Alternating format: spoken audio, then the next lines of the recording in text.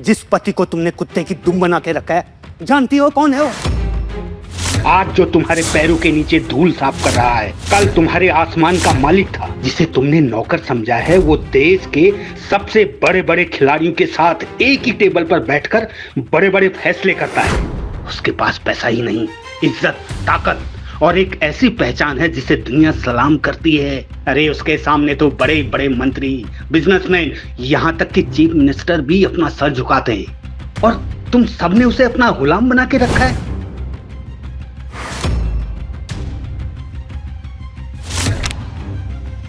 तुम सबका बाप है वो, बाप। Yes mom. अवनी, गौतम आज सुबह से फिर से गायब है और फिर से फोन भी नहीं उठा रहा है। What? ओके, मैं अभी घर आती हूँ। ओके। हाँ जल्दी। मॉम वो ब्लैंक पोस्ट कार्ड कहाँ पर है? पता नहीं, होगा उस अनपढ़ गंवार के कमरे में। ओके। अवनी जल्दी से गौतम के रूम में गई। वहाँ उसने उन पोस्टकार्ड्स को उलट पुलट कर देखा, मगर उसे कुछ समझ नहीं आया। कोई ब्लैंक पोस्टकार्ड्स के जरिए गौतम को कुछ इशारा तो नहीं कर रहा है? क्या गौतम इसी सिलसिले में घर से बार बार गायब हो रहा है?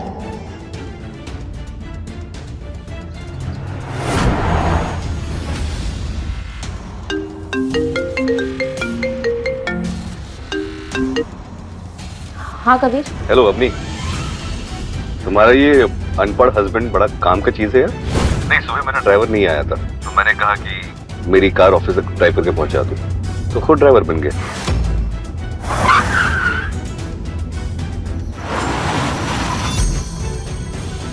चलिए ड्राइवर साहब। थोड़ी देर बाद गौतम घर पहुंचा तो उसके साथ कबीर भी वहां आया था। अवनी कबीर से नजरें नहीं मिला पा रही थी।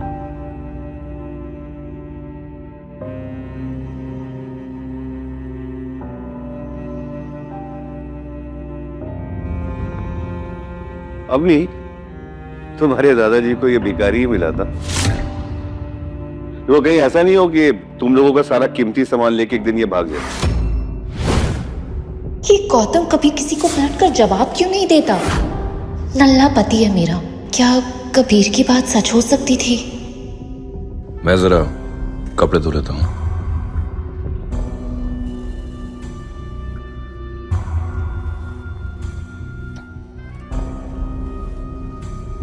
घर जमाई भागा करोड़पति बीवी के जेवर और कीमती सामान लेकर। जी हाँ, जोधपुर के अमीरों की बेटियों के साथ शादी कर उन्हें फंसाने वाला गैंग सकरिया। इस गैंग के लड़के भोले भाले बनकर घर जमाई बनते हैं, फिर सब कुछ लूट कर गायब हो जाते हैं। सॉरी। गौतम। मगर गौतम ने कोई जवाब नहीं दिया। अवनी और घबरा गई और उठकर गौतम को किचन, बाथरूम, कुत्तों के रूम, हर जगह ढूंढने लगी, मगर वो कहीं नहीं दिखा। गौतम! मॉम गौतम कहाँ है? अभी तो यही था, खिड़की के पीछे से टीवी देख रहा था। पता है, आज भी पूरा दिन गायब था, एक काम नहीं किया कामचोर ने। अपनी मम्मी की बात सुनकर अवनी के चेहरे का रंग उड़ गया। गॉड मॉम, मतलब उससे वो न्यूज़ सुन ली है। वो हमारी कार, हमारी ज्वेलरी, सब कुछ लेकर कहाँ गया होगा? तुमने रूम में चेक किया? उसकी माँ कुछ पूछती उससे पहले ही अवनी गौतम के रूम की तरफ भागी। कबीर भी उसके साथ वहाँ चला गया। ओह माय गॉड कबीर, मैंने गौतम का बैग नहीं है, मैंने अभी यहाँ पे गौतम का बैग रखा था। शिट। गौतम के पास एक छोटा सा बैग ही था जिसमें वो अपने कपड़े रखता। वो बैग वहाँ से गायब था और वहाँ एक चिट्ठी रखी थी। मेरा पीछा मत करना, जो समझ रही हो वो मैं नहीं हूँ। गौतम,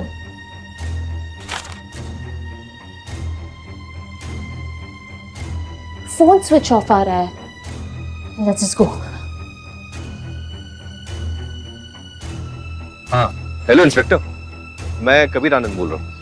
अरे वो आपका जो वांटेड गैंग का बंदा है ना, हाँ, वो अभी अग्रवाल मैंशन से कुछ सामान चुरा के भागा है। ज्यादा दूर नहीं गया होगा, आप सर्च पार्टी भेजिए, ठीक है? अवनी कार लेके रेलवे स्टेशन की तरफ बढ़ती है। कुछ देर गाड़ी चलाने के बाद थोड़ी ही दूर उसे गौतम दिखता है।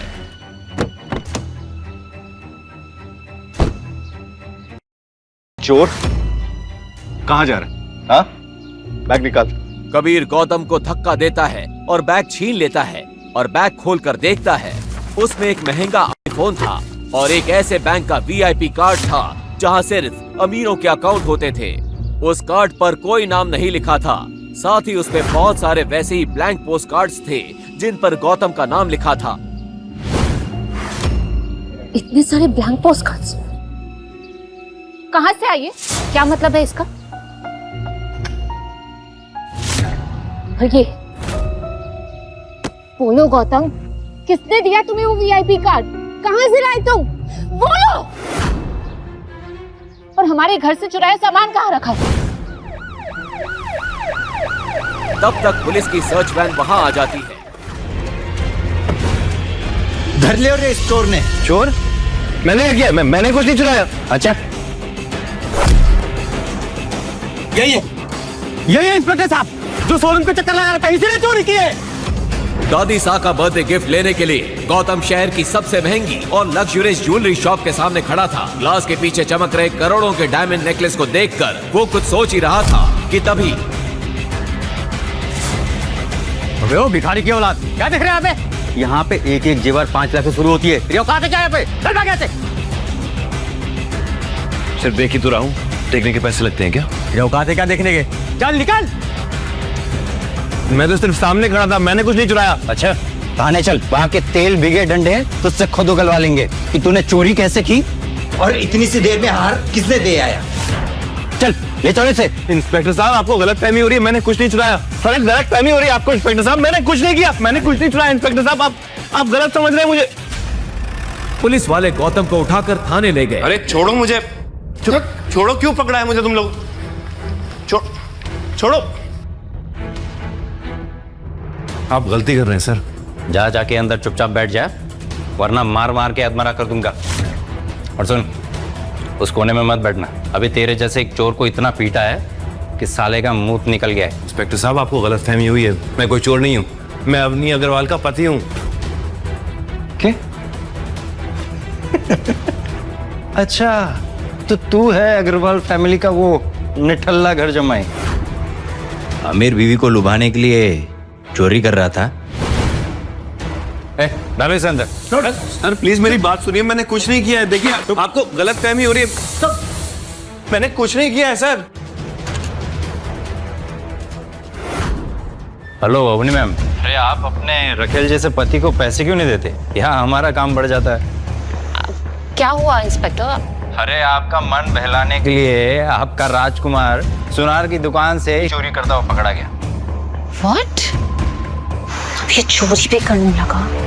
इंस्पेक्टर आपको उसे मारना है, पीटना है, आपको जो करना है आप करिए, मैं उसे छुड़ाने नहीं वाली हूँ। पता नहीं दादाजी ने किस चोर को मेरे गले बांध दिया। गौतम को भी अब समझ नहीं आ रहा था कि वो इस लॉकअप से कैसे निकलेगा। उधर इंस्पेक्टर भी उसकी एक भी बात सुनने को तैयार नहीं था और उसी से ज्वेलरी शॉप में चोरी हुई डायमंड नेकलेस निकलवाने के जिद पे अड़ा था।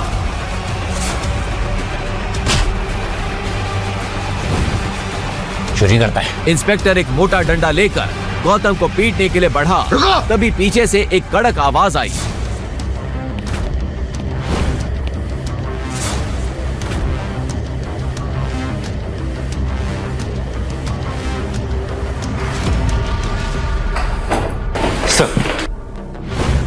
तुम्हारी हिम्मत कैसे हुई?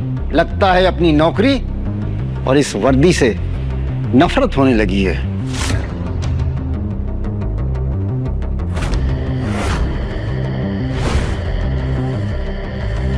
हुकुम, आपको यहां जो परेशानी हुई उसके लिए मैं आपसे माफी मांगता हूं। सर ये आप क्या कर रहे हैं सर? ये अग्रवाल फैमिली का आवारा सा घर जमाई है। सर ये मित्तल सेठ की दुकान से हीरे का नेकलेस चोरी करते हुए पकड़ा गया है। और तो और इसकी बीवी ने भी इसे छुड़ाने से मना कर दिया है। Shut up! चोर बेटा, अब तुम्हारा सस्पेंशन नहीं, सीधा टर्मिनेशन होगा। अरे जानते भी हो तुम ये किसको लेकर आए हो यहाँ पर? अरे अगर ये चाहे तो उस जैसे 10 ज्वेलरी शॉप खरीद कर मुझे वहां गार्ड बनाकर बिठा दें।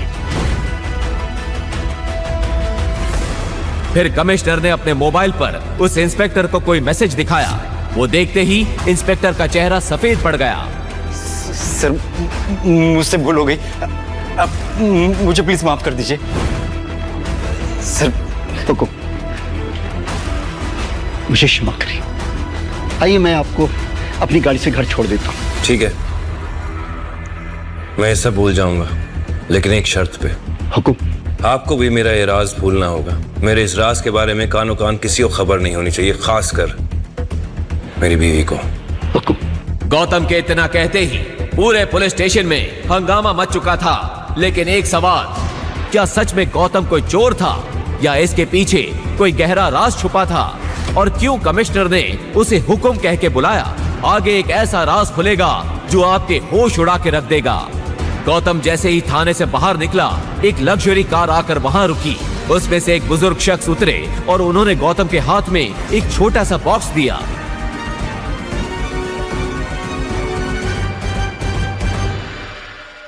गौतम जल्दी जल्दी अवनी की दादी साहब गायत्री देवी के बर्थडे वेन्यू पर पहुंचा। अवनी ने उसे देखा तो चौंक पड़ी।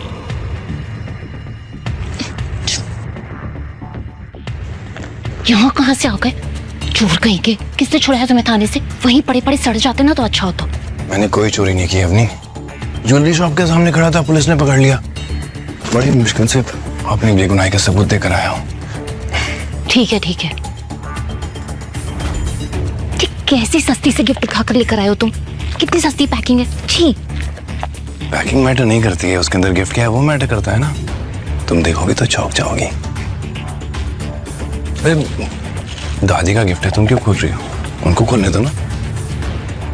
Fine, whatever. लेकिन जब बाकी सब गिफ्ट दे रहे हो ना तो तुम चुपके से अपना बॉक्स साइड में रख देना, ओके? पता नहीं दादाजी ने किस जन्म का बता लिया मुझसे। मुझे जैसे करोड़पति लड़की की शादी तुम जैसे गरीब के साथ करवा दी। ना पैसे है ना इज्जत। चले अम्मी? खड़े क्यों, जाओ। थैंक यू बेटा। और तभी उस पार्टी में 4 चांद लगाने आई अवनी की cousin Shanaya. Expensive black dress पहने, हाथ में गोल्डन गिफ्ट लिए। जैसे ही उसने एंट्री ली, पूरी पार्टी की नजर उसी पर टिक गई। सबके बीच से गुजरती हुई वो सीधा दादी साहब की तरफ बढ़ गई। अरे शनाया, तुमको क्या जरूरत थी गिफ्ट लाने की? दादी क्या बात कर रहे हो? आपका बर्थडे और मैं खाली हाथ आ जाऊं? बिल्कुल भी नहीं। देखो देखो, इम्प्रेस हो जाओगे। ऐसी बात है, फिर तो देखना पड़ेगा।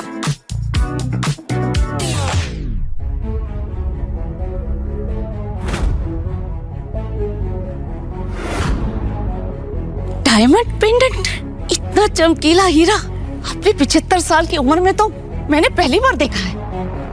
शनाया बेटी, तुम तो इस घर की बेटियों से बिल्कुल अलग, समझदार और स्मार्ट।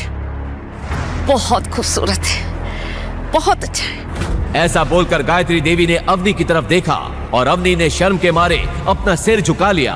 ये डायमंड पेंडेंट तो काफी महंगा होगा, है ना शनाया? हाँ, पूरे 1.5 करोड़ का है। लगता है तुम्हें किसी ने उल्लू बनाया है। 5 लाख का पेंडेंट 1.5 करोड़ में बेच दिया। कुछ भी। और वैसे भी जो लोग खुद की जेब में 500 रुपए का नोट लेकर घूमते हैं ना, वो किसी और को लाखों करोड़ों का ज्ञान नहीं दिया करते। तू इस पार्टी को खराब करने आया, खुद तो निठल्ला है और डायमंड का दाम गलत बता के मेरी पोती को सबके सामने जलील करता है। दादी साहब, मुझ पे भरोसा नहीं है तो मिस्टर पारेख से पूछ लीजिए। वो तो राजस्थान के सबसे बड़े डायमंड मर्चेंट है ना। मिस्टर पारेख,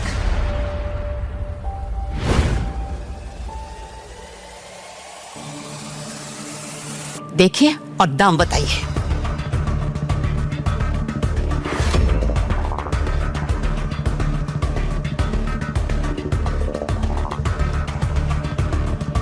किसी ने नकली डायमंड को असली डायमंड की तरह तराशने की कोशिश की है।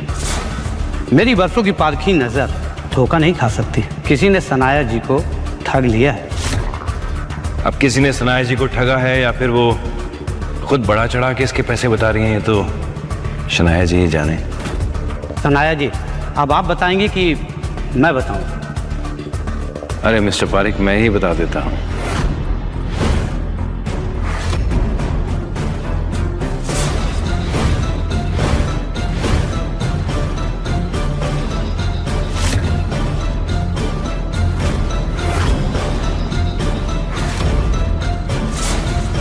सॉरी सॉरी सॉरी सॉरी, तुम्हारा पेंडेंट डायमंड का नहीं, कांच का है।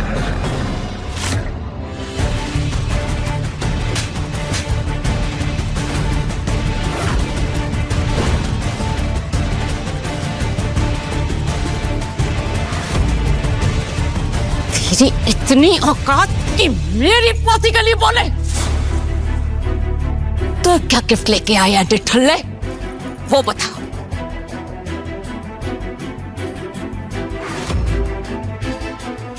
ये भी 2 कौड़ी का होगा। मिस्टर पारिक, मौका लगे तो इस तोहफे को भी परख लीजिएगा।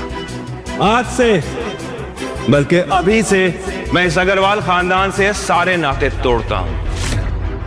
दादी साहब, थप्पड़ नहीं मारना चाहिए था।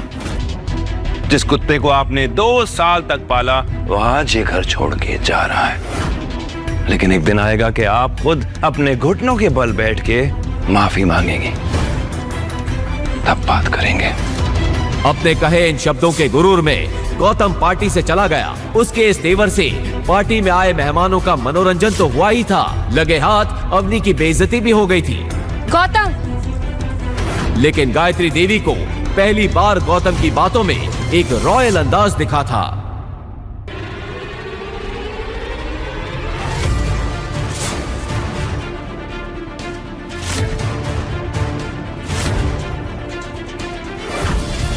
गौतम, अरे गौतम को रोको कोई, गौतम को रोको कोई। अवनी के लिए दिल में प्यार था, इसलिए गौतम ने उसे माफ कर दिया। लेकिन बाकी परिवार और दादी सा के लिए उसके दिल में गुस्से की चिंगारी अभी भी जल रही थी। अगले ही दिन अपने जख्मों को मुस्कान के पीछे छुपाए और अपनी खटारा साइकिल उठाकर गौतम अवनी के दोस्तों को लेने एयरपोर्ट चला गया।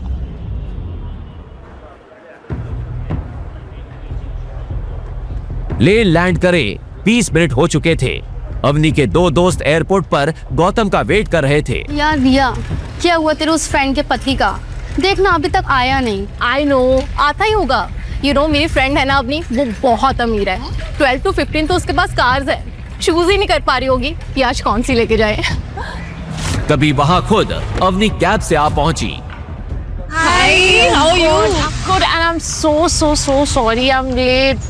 गौतम, एक minute, I'll just call him. Hello Gautam, कहाँ हो तुम? तुम्हें यहाँ मुझसे पहले होना था ना? बस अपनी में आ ही गया। और क्या हुआ, तुम ऐसे हाफ क्यों रहे हो? हाँ, पहुंच रहा हूँ। जल्दी आओ। He's just coming. अभी आ रहा है।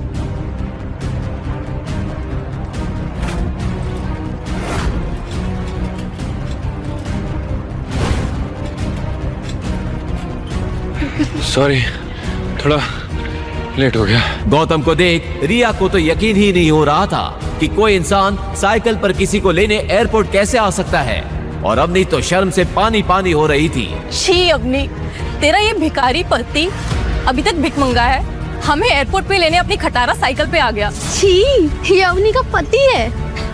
मुझे तो लगा कोई भिखारी है। ये साइकिल वही थी जिससे गौतम दूल्हा बनकर अपने ससुराल में आया था, और जिसे देख सब हंस हंस के लोटपोट हो गए थे। अवनी की कजन शनाया ने तो उसका बड़ा मजाक बनाया था। वाह, क्या बात है दीदी, तुम्हारा दूल्हा तो कमाल का है। दूसरों के दूल्हे कार से, हेलीकॉप्टर से एंट्री लेते हैं, तुम्हारा वाला तो मस्त साइकिल से आया है। अवनी, अभी भी समय है, भाग जा इस शादी से, वरना आज तो तेरी फैमिली तुझ पे हंस रही है। कल को ये पूरा शहर इस बात का मजाक उड़ाएगा कि इतनी खूबसूरत और करोड़पति पत्नी का पति एक भीख मंगा है।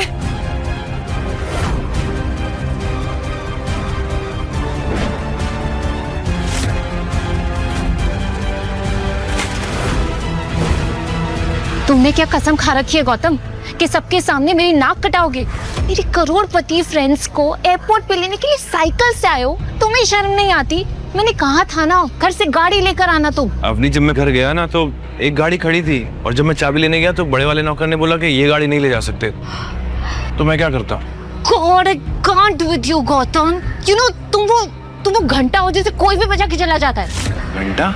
घर के जमाई होने के बाद भी घर के नौकर तुम्हें डांट लगा के चले जाते हैं। You know why? क्योंकि तुम एक फटेहाल भिखारी हो। अरे गाड़ी नहीं थी तो कैब से आ जाते ना। पैसे नहीं थे मेरे पास, सिर्फ 75 रुपए थे। फिर मैंने सोचा मैं यहाँ आके तुमसे पैसे ले लूंगा। You know what? थोड़े पैसे मुझसे ले लो और जाके जहर लेकर आ जाओ। तुम जैसे भिखमंगे पति होने से बेटर है कि मैं मर जाऊं। You know what? अभी हम शहर के सबसे बड़े होटल उमेद भवन जा रहे हैं। तुम वो सामान गाड़ी में रखोगे और फिर अपनी साइकिल से पीछे पीछे आओगे और वहां रूम में सामान रखवाओगे। यही तुम्हारी सजा है। अवनी की सहेलियों की हंसी और तानों के बीच गौतम ने बिना कुछ कहे सारा सामान गाड़ी की डिक्की में रखा और चुपचाप सिर झुकाए अवनी के सामने जाकर रुक गया। और तुम अपनी एक खटारा साइकिल लेकर हमारे पीछे पीछे आओ।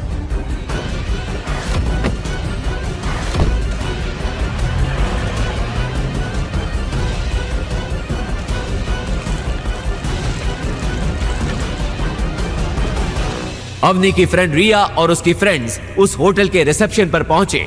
उसे देख होटल का मैनेजर पूरे अदब के साथ बोला, खम्बा खड़ी मैडम, बताइए मैं आपके लिए क्या सेवा कर सकता हूँ? मुझे आपके होटल में एक कमरा चाहिए आज के लिए। 1 मिनट मैडम।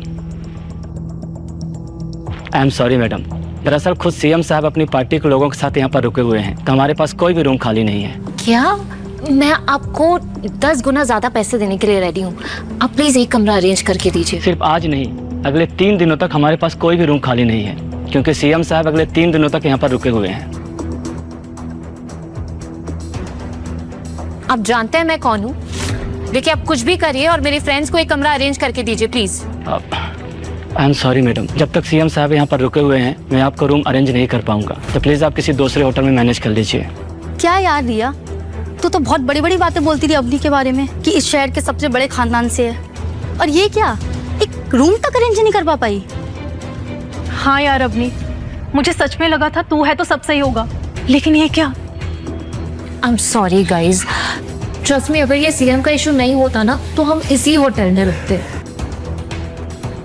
You know, पास में एक डेन है। वेल, इस होटल जैसा तो नहीं है पर वो भी काफी अच्छा है। Let's go there please. Let's go. वो कुछ कदम आगे चले ही थे कि गौतम वहां आ पहुंचा। सॉरी, वो देर हो गई, सॉरी, बहुत लंबी चढ़ान आ गई थी। तुम लोग अभी तक चेक इन नहीं किया? क्या हुआ, सब ठीक तो है ना? सब ठीक कैसे होगा? मेरे दिन की शुरुआत तुम्हारी शक्ल देखकर जो होती है, जब से तुम आए हो ना कुछ सही नहीं है। काश तुम्हारी जगह इस मैनेजर से शादी कर ली होती तो आज कुछ जुगाड़ हो जाता। अरे सर आप यहाँ?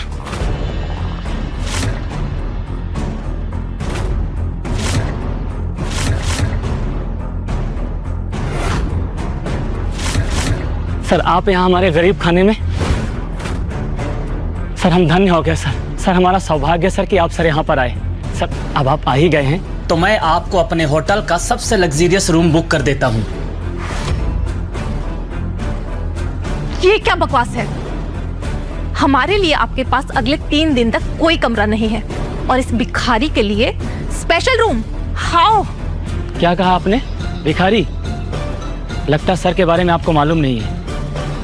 गौतम साहब। और इससे पहले कि वो मैनेजर आगे कुछ कहता कि अंदर खबर फैल गई। जैसे ही अंदर खबर फैली कि गौतम उमेद भवन में आया है, अंदर से राज्य के सीएम गौतम सर अपने सभी नेताओं के साथ बाहर आए और फिर जो हुआ उसे देखकर तो अवनी, रिया और उसकी सहेलियां लगभग बेहोश हो गईं।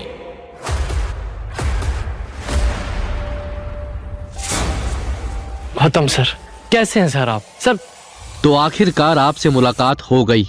सब सच कह रहे थे। आज मेरा और मेरी पार्टी का लकी डे है सर। इलेक्शन आ रहे हैं सर, आपकी कृपा दृष्टि हम पर बनाए रखिएगा सर। पूरे राज्य में सब एक ही बात कहते हैं सर, जिसके सर पर गौतम जी का हाथ है उसी की सरकार, उसी का विकास है। बस गौतम सर, आपसे सहयोग की आवश्यकता है। अपनी इतनी खातिरदारी देखकर जहां गौतम अनकंफर्टेबल फील कर रहा था, वहीं दूसरी ओर अवनी और उसके दोस्त हैरान थे कि गौतम के आगे राज्य का चीफ मिनिस्टर और शहर के सबसे बड़े 5 स्टार होटल का मैनेजर हाथ जोड़े खड़े थे। तभी गौतम ने आंखों ही आंखों में उन दोनों को कोई इशारा किया। इशारा पाते ही सीएम की टोली अपने रास्ते निकल गई। उनके जाते ही गौतम सबसे हिचकिचाते हुए बोला, क्या चल रहा है इस होटल में? पता नहीं लोग मुझे कौन सा गौतम समझ रहे हैं। तभी तो मैं ये सोचूं कि गौतम जैसे भिखमंगे के साथ सीएम सर हाथ क्यों मिला रहे थे। जमाई जी, जमाई जी, जमाई जी। और तभी वहां भागती हुई अवनी की दादी गायत्री आ पहुंची। उनके हाथ में अब तक गौतम का दिया हुआ गिफ्ट था। जमाई जी, हमें माफ कर दीजिए, हमसे बहुत बड़ी भूल हो गई। हमारे घर में हीरा था और हमने उसकी कदर नहीं की। जब तुम्हारा तोहफा देखा तब मुझे समझ में आया कि हम कितने बड़े बेवकूफ थे। अरे तुम्हारा तोहफा तो करोड़ों रुपयों के हीरे जवाहरात से भी ऊपर है। हमसे बहुत बड़ी भूल हो गई, हमें माफ कर दो। जवाई जी, हमें माफ कर दो।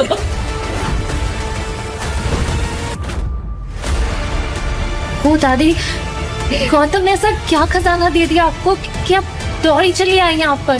दिखाओ जरा, 1 मिनट। जब अवनी और उसके दोस्तों ने वो तोहफा खोला तो सबकी हवाएं उड़ गईं। आखिर ऐसा क्या गिफ्ट दिया था गौतम ने? क्या सच में गौतम कोई बड़ा आदमी है? अगर है तो वो कौन है? कोई माफिया, पॉलिटिशियन, बिजनेसमैन या कहीं का किंग? लेकिन अगर वो इतना अमीर और पावरफुल है तो ऐसे गरीबों और लीचड़ों वाली लाइफ क्यों जी रहा था? सब लोग हैरान होकर अवनी की तरफ देख रहे थे। उसके हाथ में एक बेहद सुंदर हीरों का जगमगाता नेकलेस था। किसी को विश्वास नहीं हो रहा था इतना कीमती नेकलेस गौतम जैसे निठल्ले ने गिफ्ट किया था। तभी वहां नील और शनाया भी आ पहुंचे।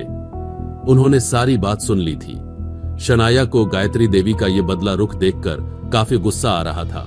तभी अचानक अवनी ने गौतम से पूछा, गौतम, सच सच बताओ, तुम्हारे पास ये नेकलेस कहाँ से आया? मैं अगर कुछ कहूंगा तो तुम मेरी बात का यकीन करोगी? अवनी बिना इस बात का जवाब दिए गौतम की आंखों में आंखें डालकर देखने लगी। ये मुझे किसी और ने दिया है, खास तुम्हें देने के लिए। अच्छा, वाह, तुम जैसे फालतू आदमी को कोई इतनी महंगी चीज क्यों देगा? इससे पहले कि आगे कोई और सवाल जवाब कर पाता, गायत्री देवी गुस्से में बोली, बस इस तरह बाहर तमाशा करना सही नहीं है, बाकी बातें घर पर होंगी। गायत्री देवी को भी अब पछतावा हो रहा था कि बिना सोचे समझे वो ये मान बैठी कि गौतम जैसा निठल्ला इतना कीमती हार गिफ्ट कर सकता है। उन्हें खुद पर गुस्सा आने लगा। इधर गौतम को भी इस बात का अंदाजा हो चुका था। उसने मौका देखते ही मुंशी जी को अग्रवाल मैंशन पहुंचने का मैसेज कर दिया। घर आते ही अवनी गुस्से में चिल्लाई, गौतम, बस बहुत हुआ। आखिर और कितना झूठ बोलोगे तुम? तुम्हें दिख नहीं रहा कि तुम्हारी वजह से हमारे परिवार की कितनी बेइज्जती हो रही है? बस मुझे और कुछ नहीं सुनना। अभी के अभी दादी के पैरों में गिर के माफी मांगो। मैं सच कह रहा हूँ अवनी, ये नेकलेस मैंने चुराया नहीं है। अगर तुम्हें मेरी बात का यकीन नहीं है तो तुम पुलिस को बुला सकती हो। शनाया ने गुस्से से कहा, हाँ, वो तो हम करेंगे ही। आज तुम यहाँ से बचकर नहीं जाने वाले। ये कहते हुए शनाया अपना मोबाइल निकालकर पुलिस का नंबर डायल करने लगी, लेकिन अवनी ने उसी वक्त उसे रोक दिया। 1 मिनट शनाया, अभी तक कुछ साबित नहीं हुआ है। शनाया गुस्से में बोली, अब साबित होने को क्या बाकी रह गया है? तुम्हारा पति चोर है, चोर था और चोर ही रहेगा। शनाया ने यह कहते हुए नंबर डायल कर दिया, लेकिन इससे पहले कि वो पुलिस को फोन लगाती, उसे मुंशी जी सामने से आते हुए दिखाई दिए। आज ये हो क्या रहा है? इससे पहले कि गायत्री देवी आगे आकर मुंशी जी से कुछ पूछती, मुंशी जी ने अपने गार्ड्स को इशारा कर दिया। उनकी आंखें गुस्से में लाल थीं। इतने बड़े एम्पायर के मालिक गौतम की बेइज्जती होते वो देख नहीं पा रहे थे। सब वापस ले चलो, कुछ नहीं रहना चाहिए। क्या हुआ आप ये सब मैं प्लीज मुझे अभी किसी से बात नहीं करनी। मुंशी जी की बात सुनते ही सभी गार्ड्स ने हॉल में रखे हुए गिफ्ट्स को वापस गाड़ियों में भरना शुरू कर दिया। रघुवीर और सिद्धार्थ एक दूसरे को देखने लगे। किसी की कुछ समझ नहीं आ रहा था। उसी वक्त सिद्धार्थ मुंशी जी को समझाने के लिए आगे आ गया। सर क्या हुआ? आप किसी बात पर नाराज तो नहीं हो गए? अगर कुछ बात हुई है तो हम बैठकर सुलझा लेते हैं। मेरे डैड राठौड़ फैमिली को अच्छे से जानते हैं। कौन है तुम्हारे डैड? मैं तुम्हारे डैड को जानता भी नहीं हूं, इसलिए हटो मेरे रास्ते से। राठौड़ परिवार की तुम जैसे लोगों के साथ जान पहचान। अरे तुम्हारा दिमाग ठिकाने पर है? मुंशी जी का तमतमाया हुआ चेहरा देखकर सभी डर के मारे एक दूसरे को देखने लगे, लेकिन गौतम शांत खड़ा होकर तमाशा देख रहा था।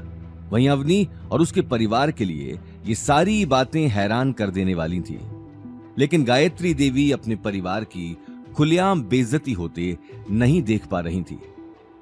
रघुवीर जी, आखिर ये सब हो क्या रहा है? आप कुछ बोलते क्यों नहीं? रघुवीर ने मौके की नजाकत को देखते ही अपना सिर झुका लिया। वो ये बात अच्छे से जानता था कि उसके मुंह से एक भी शब्द निकलते ही उसका झूठ पकड़ा जाएगा। नील अब तक गायत्री देवी को देख रहा था। वो अपनी बहन और दादी का मायूस चेहरा नहीं देख पा रहा था। उसने मुंशी जी से आकर कहा, सर मेरी बात सुनिए, हम लोग दरअसल। हट जाओ, मुझे अपना काम करने दो। ये बात कहते हुए मुंशी जी गौतम को देखने लगे। उसी वक्त गौतम ने शनाया की तरफ इशारा कर दिया। मुंशी जी की नजर अचानक ही शनाया के हाथ में पकड़े नेकलेस पर चली गई। ये नेकलेस तुम्हारे पास कहां से आया? मैं यही बात आपको समझाने की कोशिश कर रहा हूं। ये नेकलेस इस गौतम ने चुराया था और हम इसलिए पुलिस। साफ मालूम पड़ रहा था कि नील को बात घुमाने का मौका मिल गया था, लेकिन मुंशी जी ये बात सुनते ही गुस्से में लाल हो गए। किसने कहा कि ये नेकलेस इन्होंने चुराया है? सर, नील ठीक कह रहा है। ये नेकलेस। अगर मेरे हुक्म ने यहां आने के लिए नहीं कहा होता तो मैं कभी आपके दरवाजे पर कदम नहीं रखता। ये बात कहते हुए मुंशी जी गायत्री देवी की आंखों में आंखें डालकर देखने लगे। अचानक ही उनकी नजर अवनी पर चली गई। अवनी को देखते ही उन्होंने शनाया के हाथ से नेकलेस ले लिया और अवनी के पास चले गए। मिस अवनी, मुझे माफ करना, आपको बेवजह इतनी तकलीफ उठानी पड़ी। दरअसल ये नेकलेस छोटे हुक्म ने खास आपके लिए भेजा है। मुंशी जी की इस बात ने सभी को सोचने पर मजबूर कर दिया। सभी को यकीन हो चुका था कि कुछ देर पहले जो गौतम बोल रहा था वो सही था, लेकिन अवनी को अभी तक अपनी आंखों पर यकीन नहीं हो रहा था। मेरे लिए भेजा? लेकिन क्यों? ये बात सुनकर मुंशी जी गौतम को देखने लगे। क्योंकि हमारे छोटे हुक्म आपको पसंद करते हैं और इसलिए उन्होंने आपके लिए एक छोटा सा नजराना भेजा है, और ये सारे गिफ्ट भी उन्होंने ही यहां भेजे हैं। गायत्री देवी ये बात सुनते ही हैरान रह गई। साथ ही गीता और अनिल को भी यकीन नहीं हो रहा था, लेकिन सबसे ज्यादा हैरानी अवनी को थी, क्योंकि जिस आदमी ने उसके लिए गिफ्ट भेजा था, अवनी ने आज तक उस आदमी को देखा भी नहीं था। मुझे कुछ समझ नहीं आ रहा, आखिर कौन है आपके छोटे हुक्म? ये सवाल सुनते ही मुंशी जी और गौतम एक दूसरे को देखने लगे, लेकिन गौतम ने उसी वक्त इशारे से अपने बारे में बताने से मना कर दिया। वक्त आने पर आपको सब पता चल जाएगा। अभी मैं आपको कुछ नहीं बता सकता। अभी मुझे चलना चाहिए। ये बात कहते ही मुंशी जी तुरंत वहां से निकल गए। अवनी एक पल के लिए खामोश खड़ी थी।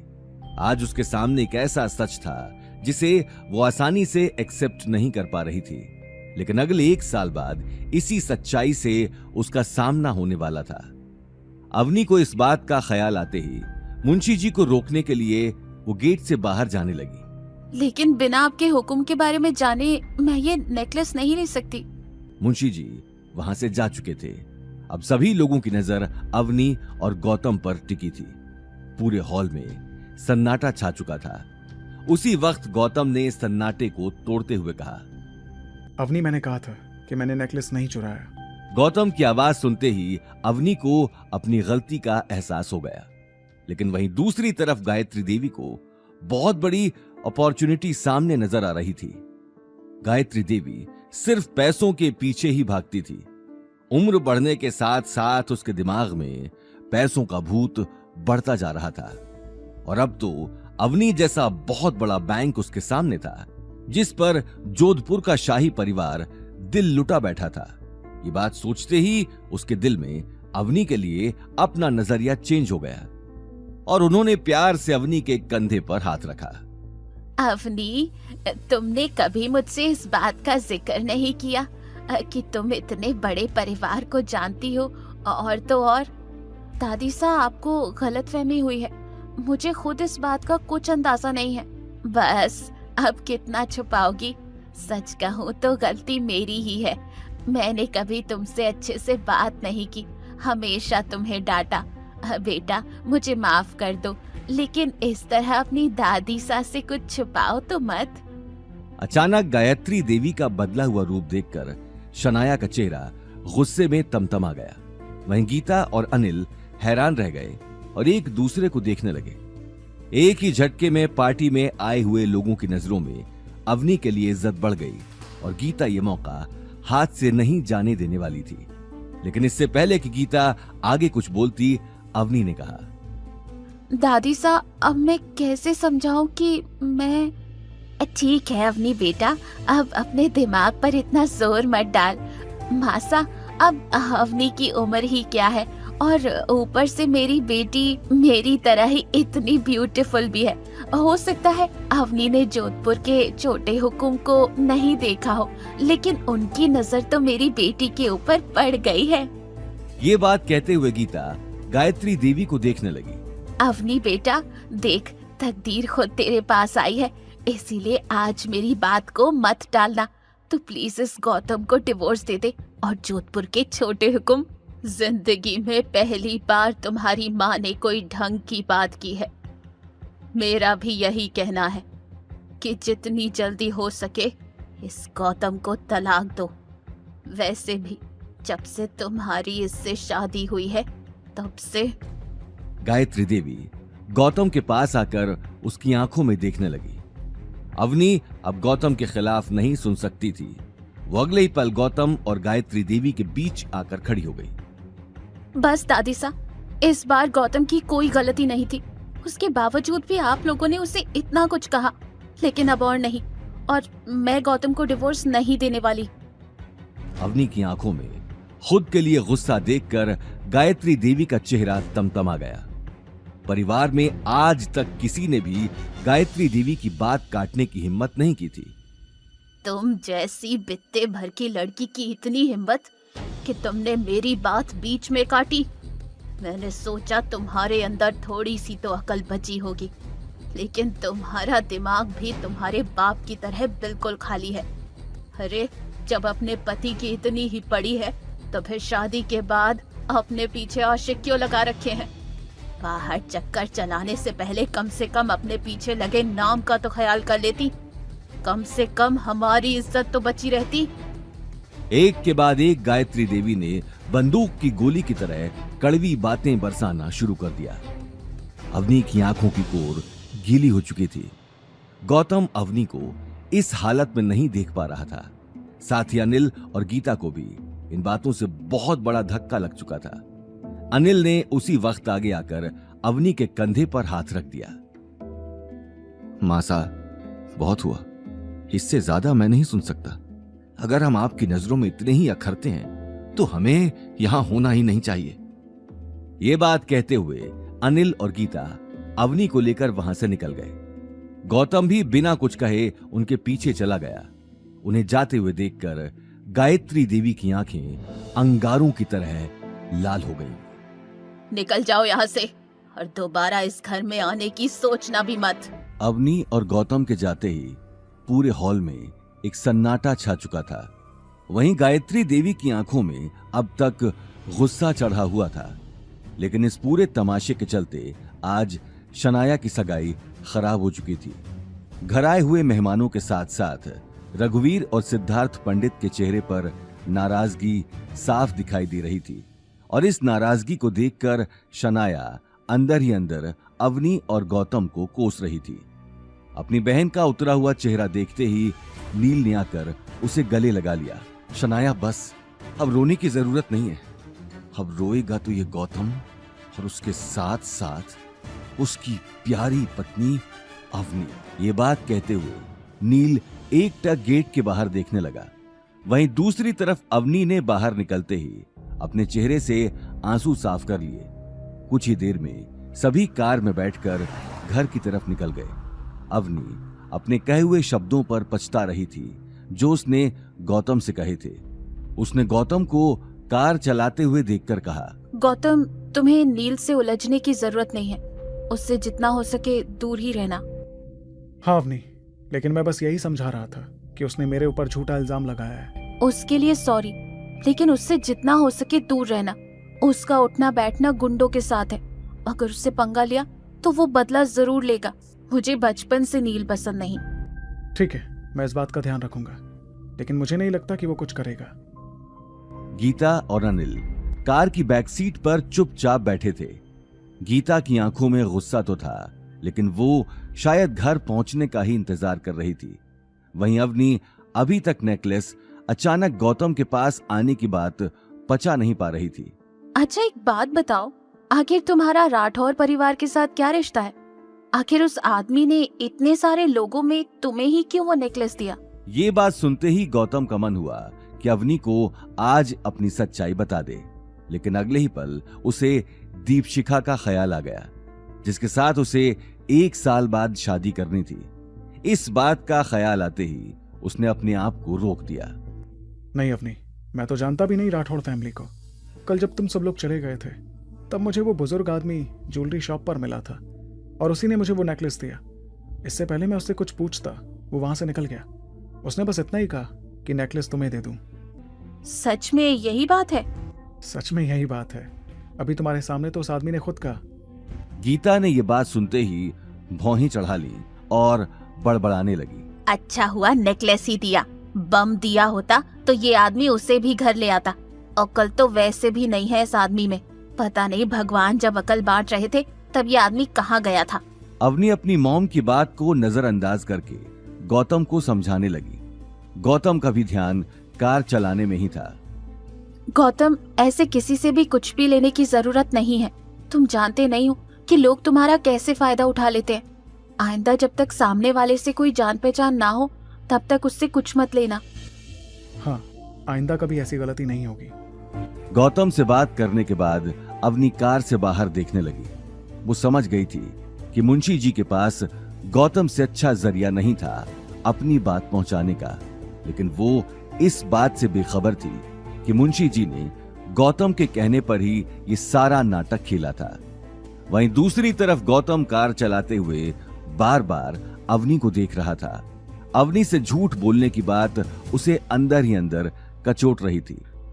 अवनी, मुझे माफ करना, मैंने तुमसे झूठ बोला, लेकिन क्या करूं, इसके सिवाय मेरे पास कोई और रास्ता नहीं था। अगर तुम्हें सच बताता हूं तो मुंशी जी से किया हुआ वादा तोड़ना पड़ेगा।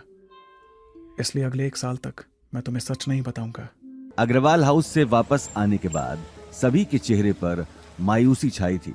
सभी एक एक कर घर के अंदर चले गए। रात हो चुकी थी। गीता ने अंदर कदम रखते ही गौतम के ऊपर एक खड़ूस सास की तरह ताने बरसाने शुरू कर दिए। गौतम भी सिर झुकाए सुनता जा रहा था। शक्ल तो देखो इस ढीठ की। इतना सब कुछ सुनने के बाद भी बेशर्मों की तरह खड़ा है, मुंह में जैसे दही जमा रखा हो।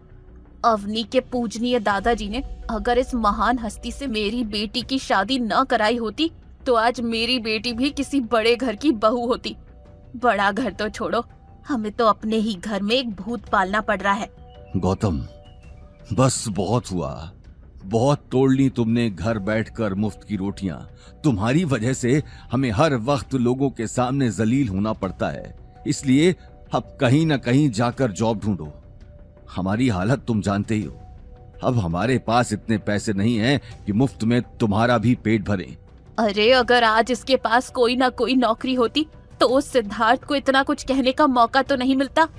Mom, dad, I am sorry. मेरी वजह से आपको लोगों के ताने सुनने पड़े, लेकिन ऐसा नहीं है कि मैंने कोशिश नहीं की। मैं जहां भी जॉब के लिए जाता हूँ वहां बात बनते बनते बिगड़ जाती है। तो फिर साफ बोल दो कि जिंदगी भर हमारे सिर पर ही नाचना है। छोड़ो गीता, तुम भी कहां भैंस के आगे बीन बजा रही हो। गौतम ने अपना सिर शर्म से नीचे कर लिया। अवनी बिना कुछ कहे उसे देख रही थी। मैं कोशिश करूंगा कि जितना जल्दी हो सके कोई ना कोई नौकरी मिल जाए। कोई जरूरत नहीं है नौकरी ढूंढने की। कोई ऐसी वैसी नौकरी करोगे तो भी लोग ताने देंगे। उन्हें तो नया टॉपिक मिल जाएगा, इसीलिए यहीं घर बैठो और घर का काम करो। अवनी की बात के आगे गौतम कुछ कह नहीं पाया। गीता भी अपना सिर पकड़कर बैठ गई और गुस्से भरी निगाहों से गौतम को देखने लगी। अब जाओ, यहाँ खड़े खड़े किसका वेट कर रहे हो? जाकर खाना बनाओ। गीता की तीखी आवाज सुनकर गौतम किचन की तरफ चला गया। अगर दाल में नमक थोड़ा सा भी ज्यादा हुआ तो वह सारी दाल तुम ही बैठकर खाना। गीता ये कहते हुए अपने सिर को दबाने लगी। अपनी मॉम को इस तरह देखते ही अवनी उनके पास आकर बैठ गई। अवनी बेटा, क्यों जिद ले रखी है इस आदमी के साथ रहने की? अरे तेरे सामने इतना बड़ा रिश्ता है और तू उसे ठुकरा रही है। भगवान बहुत ही कम लोगों पर ही मेहरबान होते हैं, उनका आशीर्वाद मत ठुकरा। तलाक दे दे इस आदमी को। मॉम, आप ये बात कितनी बार भी दोहरा लीजिए, मेरा जवाब नहीं बदलने वाला। मेरा जवाब वही रहेगा, मैं गौतम को तलाक नहीं दूंगी। आखिर उसे तलाक देने की कोई वजह भी तो होनी चाहिए। उसने आज तक मुझसे ऊंची आवाज में बात नहीं की, मेरा हर कहा मानता है और तो और अपनी पूरी कोशिश करता है। अब अगर बात नहीं बन पाती तो इसमें इसकी क्या गलती? गीता ये बात कहकर सोफे से उठकर वहां से जाने लगी। तुझे तो कहना ही बेकार है। जब अपने बच्चे ही खुद की जिंदगी बर्बाद करने के ठान चुके हो तो माँ बाप भी क्या करेंगे? ये बात बड़बड़ाकर गीता कमरे में चली गई। अनिल भी परेशान होकर दरवाजे से बाहर निकल गया। वहीं गौतम ने किचन में रहकर अवनी की ये बात सुन ली थी। आज खुद के लिए अवनी के दिल में जगह देखकर उसे मन ही मन बहुत खुशी हो रही थी। वहीं दूसरी तरफ शनाया की सगाई होने के बाद गायत्री देवी आगे की प्लानिंग में जुट चुकी थी। रघुवीर पंडित के बेटे के साथ शनाया की सगाई करवाकर उसे कहीं ना कहीं एक उम्मीद नजर आ रही थी। साथ ही एक उम्मीद उसे इस बात की भी थी कि अवतार ग्रुप जोधपुर में सबसे बड़ा शॉपिंग मॉल बनाने जा रहा था, जिसमें बहुत सारे आर्किटेक्चर फर्म्स ने अपनी एप्लीकेशंस भेजी थी, जिनमें से एक है अग्रवाल ग्रुप। अपने पति हिम्मत अग्रवाल के जाने के बाद गायत्री देवी ने सारा बिजनेस अपने कंट्रोल में कर लिया था, पर कुछ सालों से कंपनी लॉस में जा रही थी और गायत्री देवी किसी भी हाल में अग्रवाल ग्रुप को फिर से टॉप पर लाना चाहती थी और इसके लिए उनका डिजाइन सिलेक्ट होना बहुत जरूरी था। भले ही दादी सा ने अवनी के परिवार को घर से अलग किया था और अवनी अभी भी अग्रवाल ग्रुप में एज अ डिजाइनर काम कर रही थी। उसे उम्मीद थी कि शायद एक दिन उसके काम से खुश होकर वो उन्हें वापस अपनाएगी।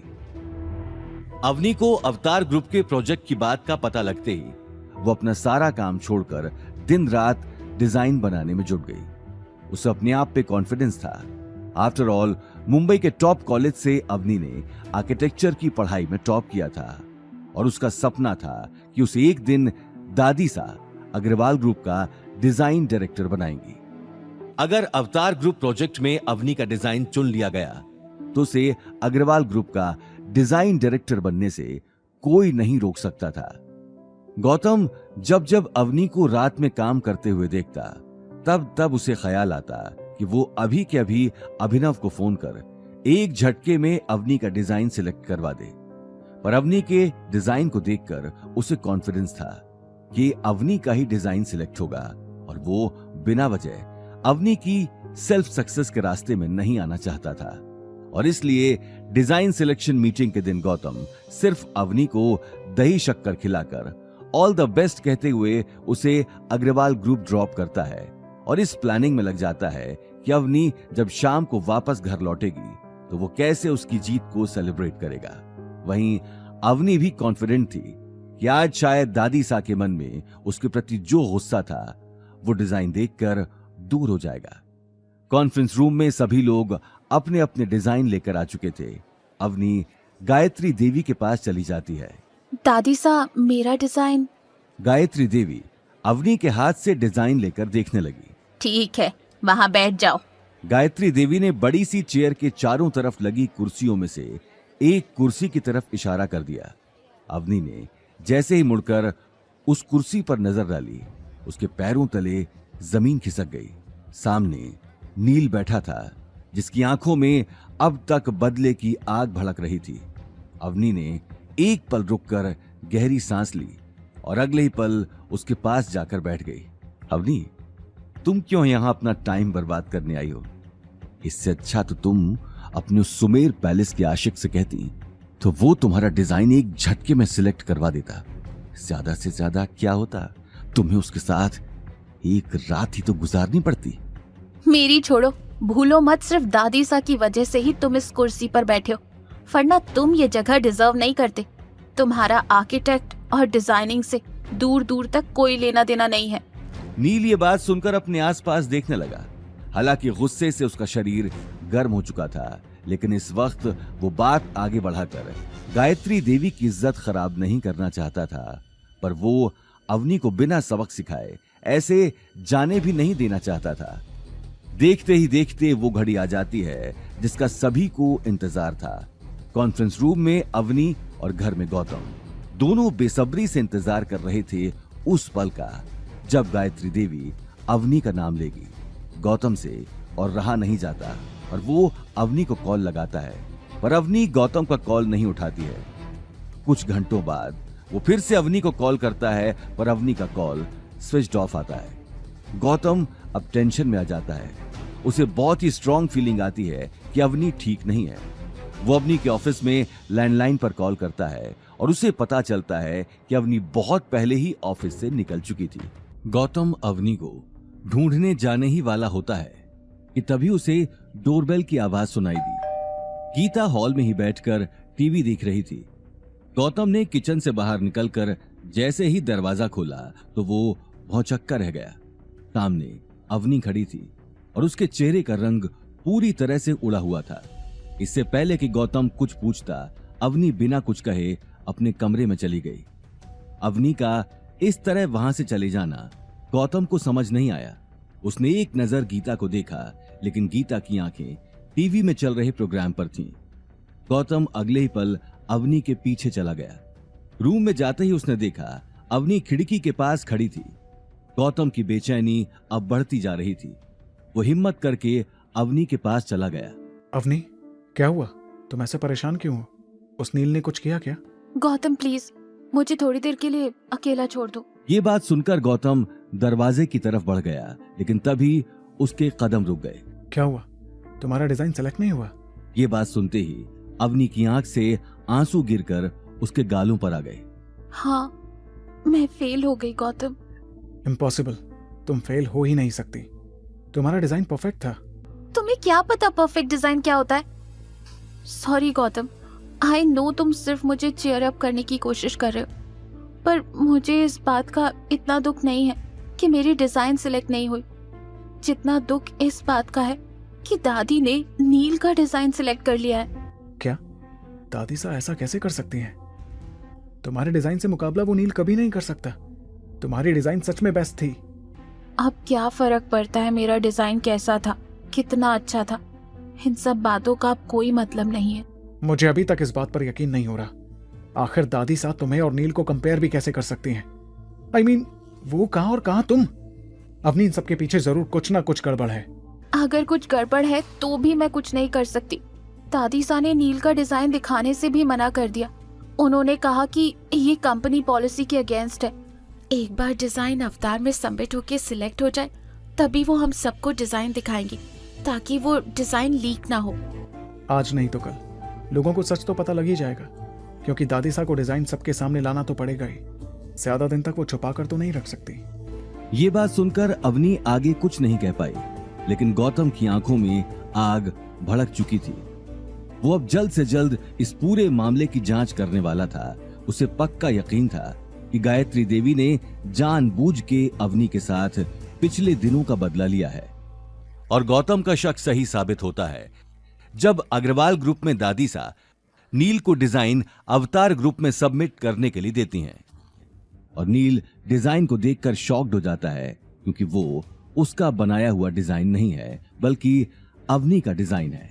दादी सा, इसका मतलब आपने अवनी का डिजाइन मेरे नाम से रिप्रेजेंट किया है?